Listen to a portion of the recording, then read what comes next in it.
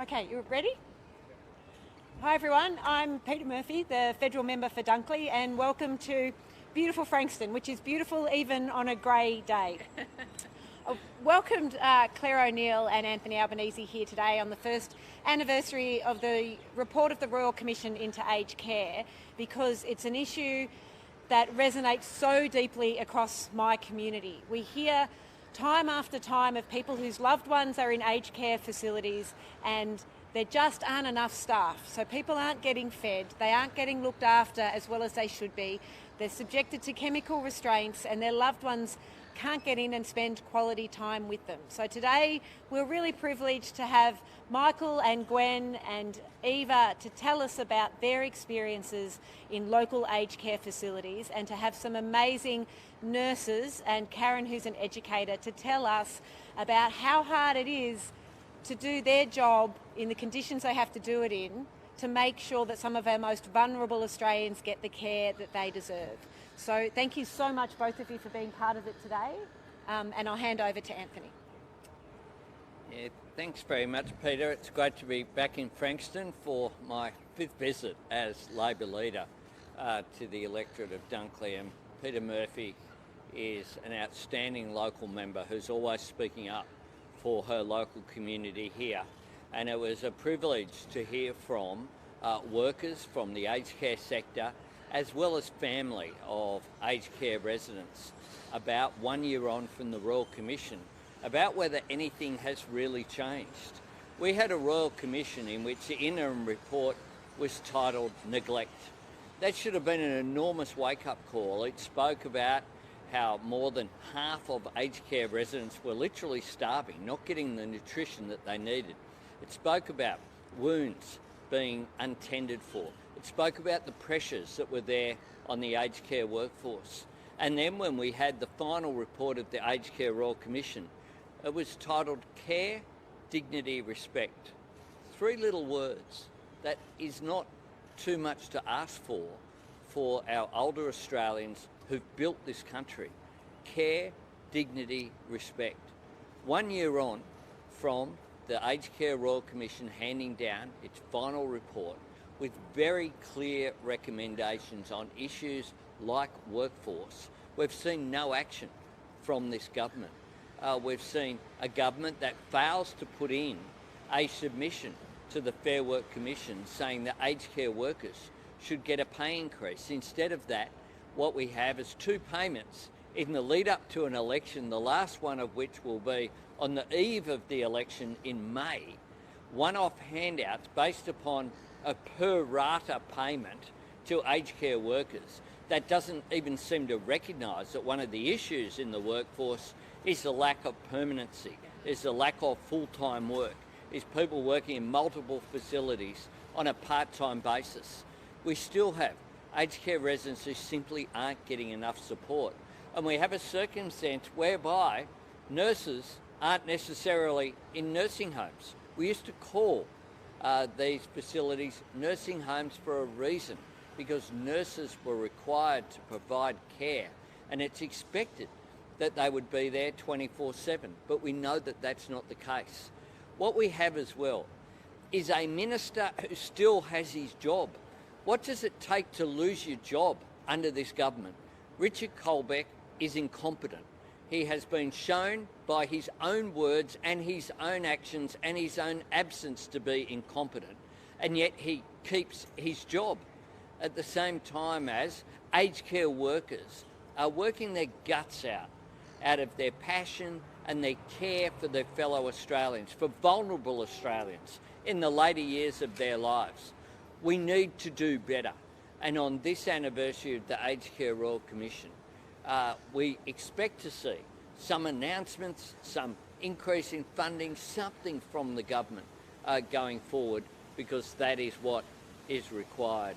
Today we've heard firsthand the concern that is there from aged care workers and families of residents who are doing it so tough, and we need to make sure that they're respected.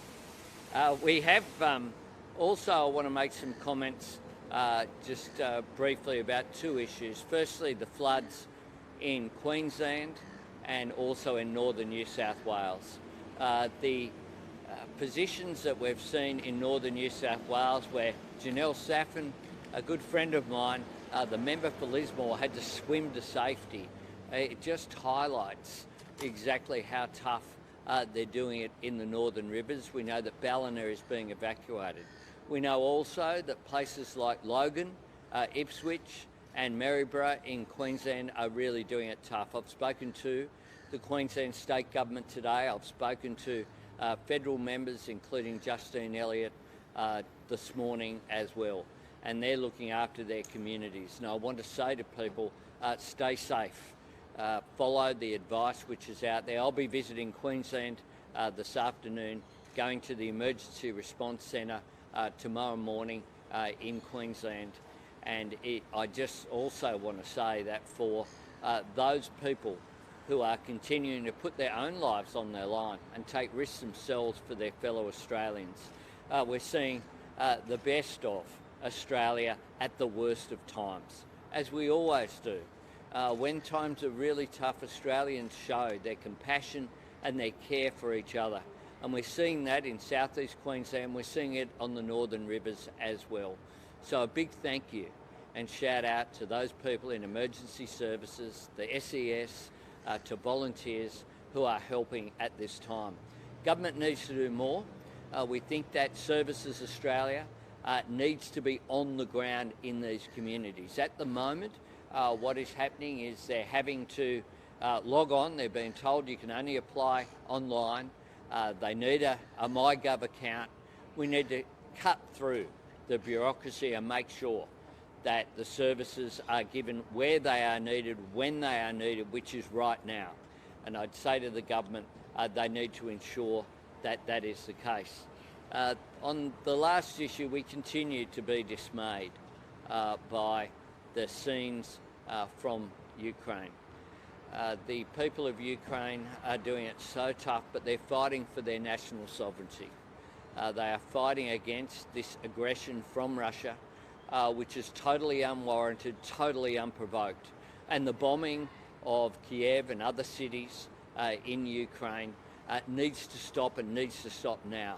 Vladimir Putin's extraordinary comments about nuclear weapons potentially is just completely over the top, and I think is horrific for the world. This guy just needs to back off and needs to get the message that he is isolated in the world, and that's why we support the strongest possible action by Australia in partnership with the United States, with the United Kingdom and with NATO to make sure that we hold Vladimir Putin to account and that we express our solidarity with the people of Ukraine at this difficult time. Thanks everyone. Well, it's wonderful to be here with you, Peter, and with you, Anthony, and we heard some incredible stories about fixing aged care in this country.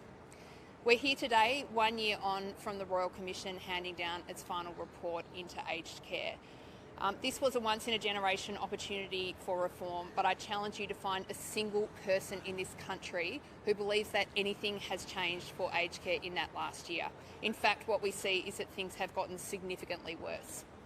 That is due to the government's total incompetence in managing aged care and its 9 years of disgraceful neglect that have created a situation where 2/3 of aged care residents today are malnourished, literally starving under the care of their own government.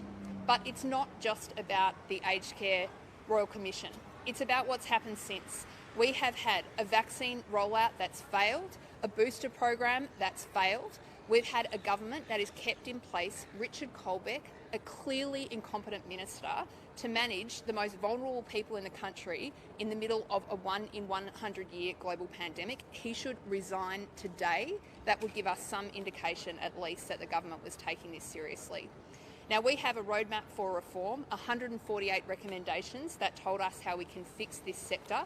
The government has implemented fewer than 20% of those recommendations. So we have all the evidence we need now 9 years of disgraceful neglect, a royal commission cast to the side, a pandemic incompetently managed. It is absolutely clear that if the Australian people want anything to change and improve about aged care in this country, they are going to need to elect a new government. Happy to take questions.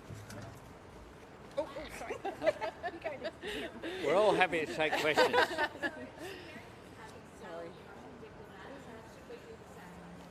One of the things I've been careful to do in this is to make sure that we're not looking for product differentiation. What we're looking for is unity, because Australians are united against the Russian aggression that has occurred in the Ukraine. So I think that the government should take advice. It's important that there be a single direction going forward, as there has been up to this point. So we would support any government action, including action against diplomats from Russia that the government chose to take. We have said very clearly it is important that this be maintained as a bipartisan issue, because all Australians are united against this Russian aggression.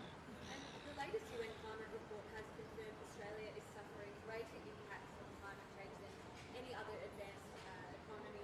What is your reaction to that, and how will your climate plan differ from the government's in terms of reducing the effects?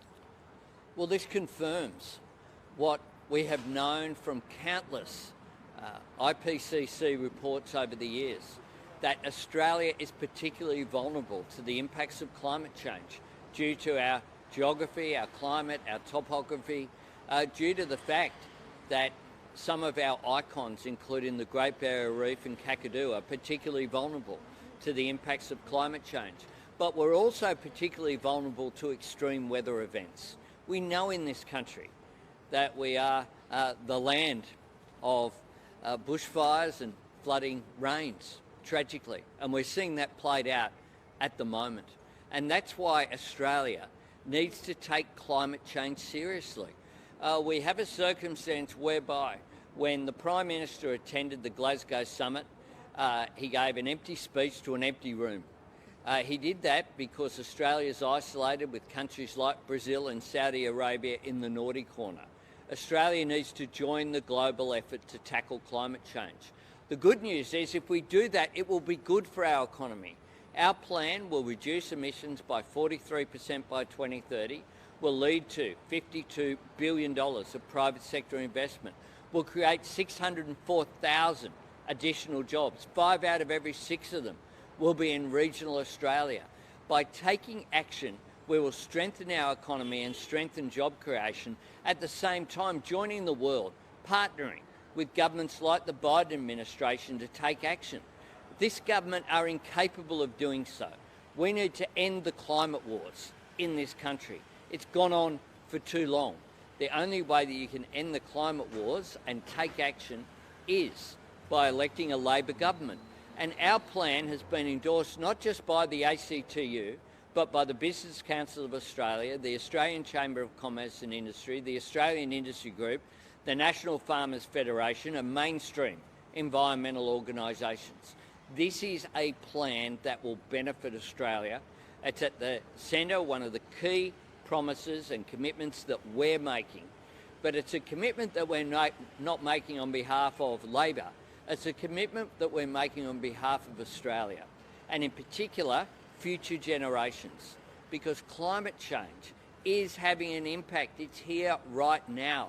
It's not some theoretical debate done by academics in universities. And people now are feeling the impact of the additional events. That's not to say that every extreme weather event in Australia is the direct result of climate change. We've always had extreme events. But what we know from the science is that the extreme events are more extreme as a result of climate change. That's what we know. That's why we had, with the bushfires over the summer of 2019-20, we had areas which burnt, of tropical rainforests that hadn't burnt before in the last hundreds of years. That's why we're seeing flood events more regularly The 2011 flood events in Queensland had catastrophic consequences, as are these ones that are occurring today. They're more regular, they're more extreme. It is yet again a wake-up call from the international community, from the scientists, and we listened to the science when it came to the pandemic. And that is the sensible thing to do. We need to listen to the science when it comes to climate change. Minister Colbeck refused to say how much is being spent on food in aged care. What is your response to that? People say they're still getting disgusting food. Well, Minister Colbeck is showing contempt for people in aged care by refusing to be accountable for doing his job. He can't do his job, so he should resign from it. It's as simple as that. Thank you. So-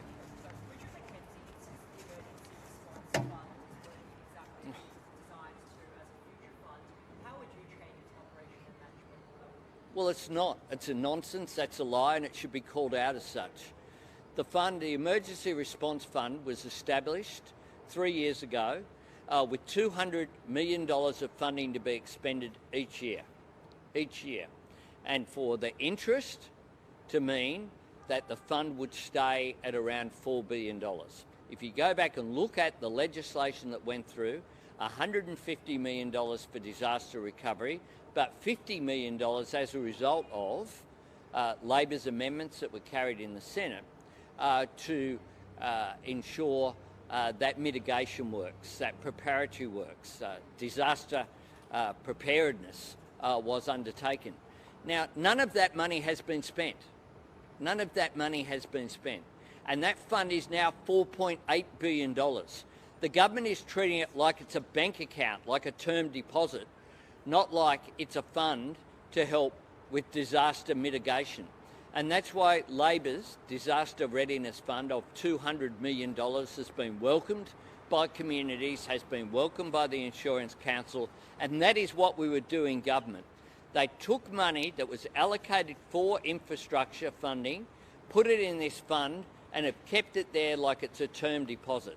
It is extraordinary that the government is saying that they couldn't have found projects worth spending money on in order to prepare for natural disasters, be they bushfires, floods, cyclones. This minister has already had to resign once, and it's not surprising that Bridget McKenzie doesn't recognise a program without colour-coded sheets to allocate funding on a partisan basis. Bridget McKenzie is incompetent, has engaged in a misuse of taxpayers' money in the past, and is now treating this fund like a term deposit. Do you think the emergency payments so far are adequate? Well, the emergency payments, the problem is that they're not getting to people, and the government needs to make sure it has government service agencies on the ground making sure that the payment is available. Thank you. Sure. Look, the travel advice from the Department of Foreign Affairs and Trade is to not travel to Ukraine. We'd urge everyone, as we always do, to heed that advice. People need to follow the advice of the Department of Foreign Affairs and Trade. We have very good officials in Foreign Affairs, and we support the following of that advice. Thank you.